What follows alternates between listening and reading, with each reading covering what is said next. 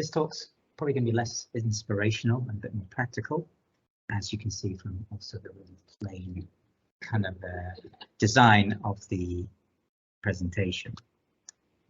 So I'll go through this pretty quickly. Wayne Imlach, name's been said, you can look me up on LinkedIn. Veteran game designer, generalist, currently working at jam.gg. Just Google me and you'll get all the information you need. So straight ahead. So this is going to presume that you're working in a team or for a company that has an idea already made, which is the most likely situation you'll find yourselves in going into the industry. Unless you're working for yourself or in a very small indie team, you're probably going to be working on something that's already been defined, at least in some general sense. So prototyping is more, in this particular presentation, is more about that kind of project. So if you can be building whatever you want to build, that's a really nice position to be in. So, but that's a completely different conversation to have at the talk.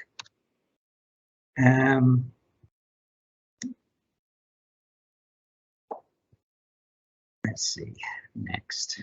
Why prototype? So I think everyone knows prototyping is a general good idea, but I find it still isn't being done enough in a lot of the studios I've been working at the past. And the whole point of prototyping is obviously to minimize risk, because at the end of the day, projects got a certain amount of time or money associated with it, and you want to make sure whatever you're building is the right thing, you don't have to redo it. And it's to maximize the potential of your project, because if you do something without prototyping, it might be all right, but maybe it's not the best way you could have done it. And prototyping can just be a quick way to discover a better way than the first way. So it is really useful in that regard. And so there's both a business case and there's a creative case for prototyping as well, both really useful. And these are some of the things that you'll get out of prototyping: exploration of your idea, discovery of new ways to implement it. You might get inspired whilst prototyping, to come up with a novel solution that you haven't thought about before. You'll also understand a lot more about the thing you are building, or the problem you need to solve, and you'll work on optimizing it, the best way to do it, the cleanest way, the best from a tech perspective, and you'll learn as well, education standpoint. So prototyping is really valuable from all sorts of perspectives when you're doing game development. So what do you prototype? Because you don't need to prototype everything, and you don't have infinite time to prototype usually.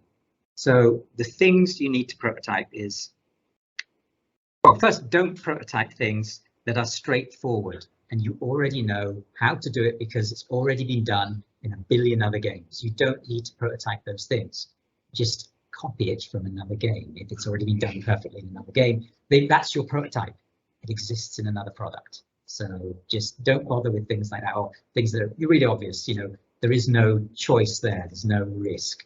Don't bother prototyping it. And what you go for is high risk stuff. And when I say high risk is, if this doesn't work, how screwed is the project going to be? That's high risk. Basically, if you're making a presumption about a design feature working in a certain way, if it doesn't work that way, will the project fail? So those are the kind of things you prototype. You need to get it right before going into production, because if it doesn't work, it's going to be painful, really painful and costly. So those kind of things you need to prototype. Is it fundamental to the game? As in, you cannot remove this from the project. Then prototype it. If it's something that's kind of just at the side and the project could probably go ahead without it, you probably don't need to prototype it as much, because at the end of the day, if it turns out to be tricky or you're not quite sure, you can always cut it and it's fine. The game will still ship, the project still goes ahead. Don't worry so much about prototyping those things if they're not fundamental. Another thing to prototype is anything that could have multiple solutions and you're not quite sure which way to take it. So this is one of the few cases where you might prototype something that's already been done in other games. If it's been done in several ways and you're not quite sure which way is right for your project. So do some very quick prototyping of, the various options, see how it interacts with the various things in your game, and choose the best one from that prototyping, from the information the prototyping gives you. And also, as a last point, be careful about confusing confidence with knowledge, as in your idea of whether something's, you're sure it's going to work versus you actually have facts that say it's going to work. So don't rely on your gut, don't rely on your ego, rely on factual data. You have tried it out, people have tested it, and you have the actual data back from that says this is great or this is crap. That's what you need to use. Don't just presume something's going to be great because you thought about it and it just feels good in your mind. That's just that's risky to go with that. So prototype those things. Don't not prototype something just because you're super confident that it's going to work that way. Next, how to prototype. So the whole point of prototyping is minimum investment, maximum iteration. So don't over-engineer anything. If you're prototyping, do it in the cheapest, simplest, fastest way. It doesn't matter if it's buggy, doesn't matter if it looks crap, doesn't matter if it's just doesn't matter the technology used to prototype it. Fail fast, fail early. Just put together the most basic version of the thing you're trying to prototype. And this is another thing that you should consider when prototyping. Everything you prototype should be disposable. If you happen to build a prototype that some of that goes into the final game, great, but don't presume that. It's better to presume that whatever you're going to prototype is going to be thrown away entirely and not make it into the final game in terms of the tech and the way it was built. All that needs to go into the game is the information that came out of that prototype. Is this correct way to do something? That's what's important. And it's good to just presume it's going to be thrown away, because then there won't be a pressure on you to design your prototype with reusability in mind, because that'll just take time away from the prototyping and the trying out ideas, because you'll spend more time just trying to make it stable or make it kind of, again, don't over-engineer stuff. It's not important when you're prototyping. You just need to answer the questions that the prototype is trying to pose, which is evaluate it, assess, critique, solve. That's the whole point of a prototype. Those are the things it's supposed to do. So it doesn't matter how it does it. It can be as crude as anything, as long as it fulfills those goals. And also time is a resource. So this helps here as well. So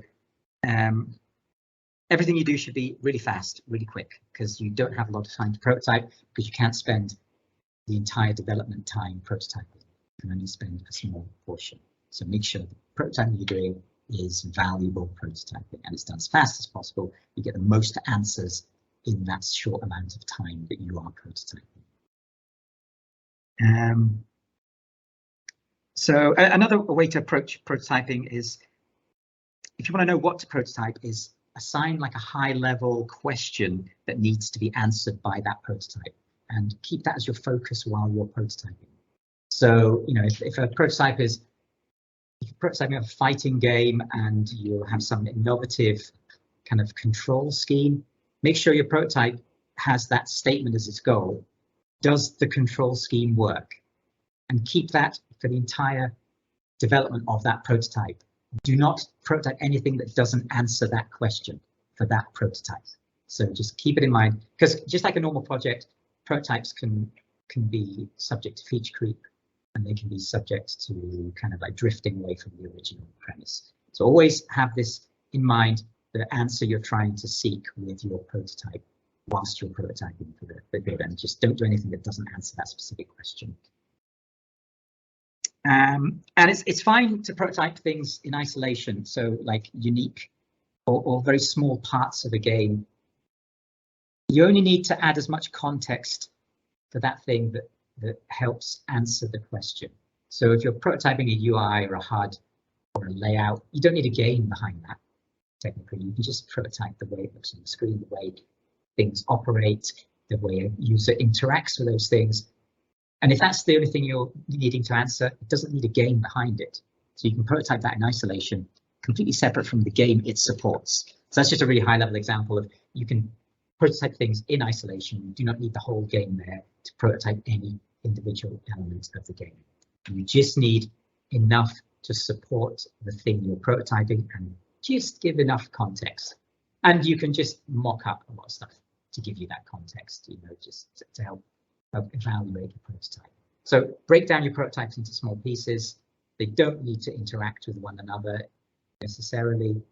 And again, because everything's disposable, it doesn't matter. It doesn't matter if they don't work together. It doesn't matter that this looks completely different to this, and that they don't necessarily talk with one another, as long as each of those prototypes answers the question it was meant to answer. And again, make sure that answer is quite narrow.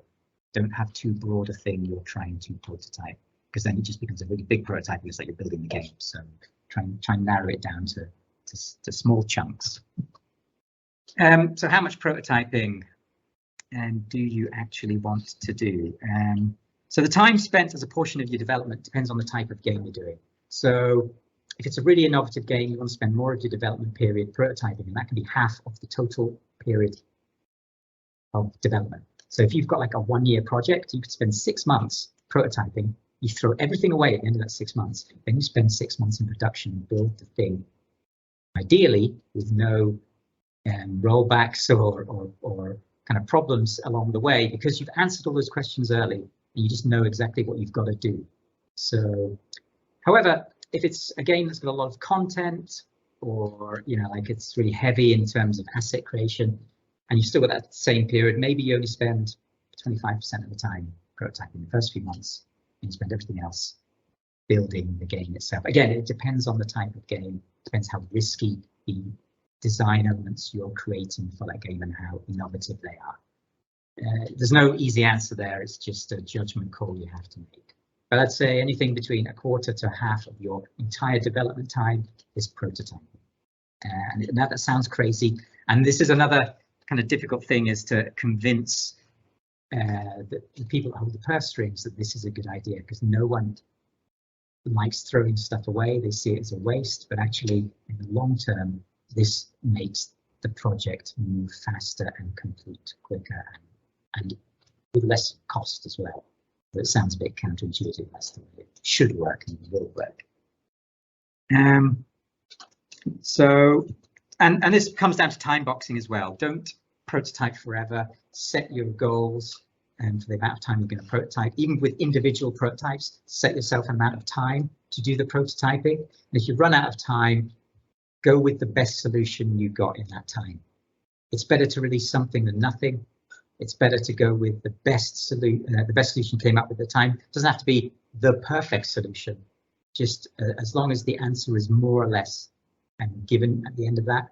If you've been prototyping something and by the end of it you have no answer, then that's a point where you step back and analyze whether the fundamental thing you're prototyping should be in the game. If you can't answer it at that point, that's a trickier thing to do, to step back and do that. That might require kind of pivoting on some game elements, but we'll just assume that you'll have some kind of answer for prototyping, that you're good enough to at least be going in the right direction. If you run out of time, go with whatever you've got that's the best solution, because at the end of the day, it's probably going to be 90% close to the perfect solution anyway, and that's good enough. So it's not worth spending the extra time because it's not efficient. So just go for it. Go with your best guess at the end of that. So game-specific goals, things you want to prototype to do with games. So the fundamental design, which is the pillars of your game, you want to prototype those things. And you want to prototype technology and tools you're going to be using. So this is outside of game design. It can be, if you're an engineer, what kind of software are you going to use? You know, what kind of engine are you going to use? Is it going to be Unity? Is it going to be Unreal? Is it, you know, take into account the limitations of the platform you're going to go on, and you can prototype by trying out each of these things in small things, just to get an idea of which supports your game better. That can include prototyping, and be testing out the technology and making a choice. So the answer might be, which engine are we going to use? We don't know. Let's try them with a really rough prototype, and we pick the one that best suits, you know, our game based on the information we've got out of trying them all. So that'd be a tech example. And the same with tools. If you're going to use some tools for authoring content, try them out. You know, don't just pick one and go, we're going to use this to build our game. Then halfway through you realize these tools are rubbish. They don't really allow us to build the thing we want to do. So prototype as well at that point. You know, assess a bunch of different tools and pick one. That can be a thing you prototype. Which tools to use? Try them out and go with the best one. Visual style, if you're an artist, you can prototype the way things are going to look, put them together. It's just like storyboarding and things like that. So it comes under prototyping. So do that if you're an artist. Try out different styles, see how they look in context with other things, throw stuff out that doesn't work well.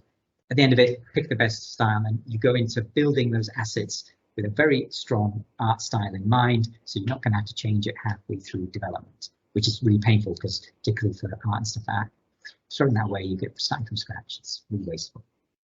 Another good useful for prototyping is setting the scope of your project, because while you're prototyping, it will also tell you about how difficult it is to implement individual things. And then when you go into production and have to work out how long something's going to take to build, the prototyping will have told you, give you a better idea of how long something actually takes, because you've already tried it out in a very kind of rough manner. So it also gives you a lot of information about scoping out and planning your project when you're actually in production, which is super valuable. We're always really bad at that, and we always underestimate. So prototyping can really help you get better, accurate kind of estimation of how long things can take and whether you've got the time to do it. And the final part, which is really useful and actually happens throughout the entire of the project, but it's good to do early, is you can prototype feel, which is the satisfaction, the fun, the enjoyment. That's another useful thing to prototype, because if you go into building a game and you're not sure if it's going to feel good, that's pretty bad, because at the end of that entire project, if it doesn't have that, it's kind of a bit of a waste, because you'll have a game, if it doesn't feel good, if it's not satisfying, it's not fun, it's not enjoyable, it's probably going to play it. So try and lock that down early before you start building everything. And the way you do that is by prototyping the gameplay components. You know, does it feel fun? Is there a kind of little nugget of something really enjoyable in this? Prototype it. Make sure it's there. That spark exists at the beginning of production. Don't hope that it will suddenly arrive at the end, because it may not. So prototype early to get that in. And so your challenges, working out the minimum functionality for a prototyping, really difficult. What's the minimum you need to put in to make this prototype viable? You just need to use your experience for that, but you'll get better at it as you prototype. Try to have clean prototypes, as in don't put things into them that aren't necessary, and so that when you're getting feedback from your prototypes, not just for yourself, but for anyone else who's looking at it, they're not distracted by things that aren't important to that feedback. So yeah, just keep them kind of neat and clean, and don't put placeholder features or unnecessary stuff like that. Just keep it really direct. Avoid feature creep, which I mentioned earlier. Keep that initial idea of what is your prototype going to answer. If the thing you want to put in doesn't answer that, don't put it in, ignore it. Also, don't get attached to your prototypes. Throw them away as soon as you realize you're going down the wrong route. It's this sunk cost fallacy. Everything you prototype is disposable. Don't worry about it. It's not important. The work that went into it isn't the thing isn't the thing that has value. It's the answer that comes out of that work that's the thing that has value. So don't worry about that you spent a month on something and then it's just going to get trashed. As long as you learned, you know, you gain that knowledge of this is exactly how to do this in the future. Then you rebuild it, and I guarantee when you then go to re-implement that design or that feature in production, you'll do it 10 times faster and 10 times cleaner, just because you prototyped it earlier. And it's just, yeah, so don't worry about everything being disposable. You'll reap those benefits later in production. And finally, the other thing to push for is within your organization, if you join a company, evangelize and get support for prototyping. Bring people on board, get prototyping as part of the fundamental kind of philosophy of building products wherever you go. Because this is the thing I found, a lot of companies I work for, they don't really value prototyping that much. And it is a super valuable thing. And the most successful companies are the ones that do actually a lot of prototyping. So if you join a company that doesn't have prototyping, push for prototyping. Always bring it up. Do it yourself in your own discipline. Prototype your own things, even if no one's asking you to. Do it, show it off, highlight how it was valuable to you, and then hopefully it'll get taken up as a general thing. And related topics, which has been talked about in some of these other presentations, minimal viable products, the kind of release. This is a kind of prototype. It's basically but it's testing a kind of more broader, complex scope of something. But it is a type of prototyping, and you can prototype a whole game idea and release it, get your feedback, and then kill it if it's not very good. This is a normal development method in mobile development, particularly free-to-play games. Loads of them come out as MVPs, and then loads of them just get canned or shelved if they realise they're not working. So it's kind of like a kind of mega prototype, so something to think about. Another one is a vertical slice, which companies do. This is less about prototyping and usually more about internal assessment. And it's usually done where there's a game that has a huge amount of asset creation and content creation, and the vertical slice is almost like a whole game in itself, but without all the content. So it's like you have a game that has 100 levels, and actually most of the time is going to be spent building those levels. So what you do is you just build a whole version of the game with only 1 or 2 levels to decide whether you even build the rest of the game. So it's a very specific kind of prototyping that's usually pretty heavy. It's mainly for big projects, and it's for projects with huge amounts of content, where it's the content that has the cost, not necessarily the fundamental game itself. So again, you might find yourself in one of those companies. A vertical slice is a kind of prototype, but usually it's a much more complex version. So, and that's it. Really fast overview of prototyping.